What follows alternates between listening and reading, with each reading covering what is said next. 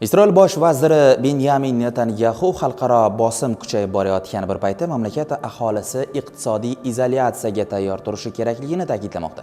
Unga ko'ra, dunyo bloklarga allaqachon bo'linib bo'lgan va Isroil ularning hech biriga kirmagan. Shu bois isroilliklar asta-sekin avtarkiya, tashqi aloqalari cheklangan iqtisodiyotga moslashishi zarur bo'lmoqda. Ta'kidlab o'tishimiz kerak, ushbu jarayonda Netanyahuning asosiy da'volari yangradi. Uning aytishicha, dushman davlatlar, jumladan Qatar, ijtimoiy tarmoqlar orqali global jamoatchilik fikriga ta'sir o'tkazish uchun katta mablag' sarflamoqda. Bu esa Isroilni axborot va siyosiy izolyatsiyaga olib kelmoqda. Shuningdek, u iqtisodiy oqibatlarga ham e'tibor qaratdi. Netanyahu fikricha, Isroil ilm-fan va tadqiqotlarda kuchli bo'lsa-da, real ishlab chiqarishda to'siqlarga duch kelishi mumkin. Xususan, iqtisodiy sanksiyalar, qurol va uning qismlarini import qilishdagi qiyinchiliklar mudofaa sanoati uchun jiddiy tahdid tug'dirmoqda. Netanyahu shu o'rinda dunyo bloklarga bo'linib ulgurganini ta'kidladi. Isroil esa ularning hech biriga kirmagan.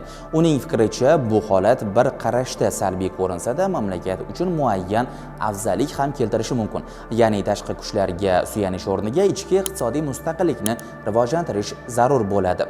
Tahlillarga ko'ra, Netanyahuning bu bayonoti aslida Isroilning tobora ko'proq xalqaro maydonda yakka qolayotganini tan olishdir. Avtarkiya haqidagi gaplar esa aholiga qiyin davrlar oldinda kutib turganini sezdirmasdan tayyorlashga qaratilgan siyosiy ritorika sifatida ko'rilmoqda. Isroilning G'azodagi harbiy yurishlari sababli nafaqat arab va islom davlatlari, balki ko'plab boshqa mamlakatlar ham uni tanqid qilmoqda.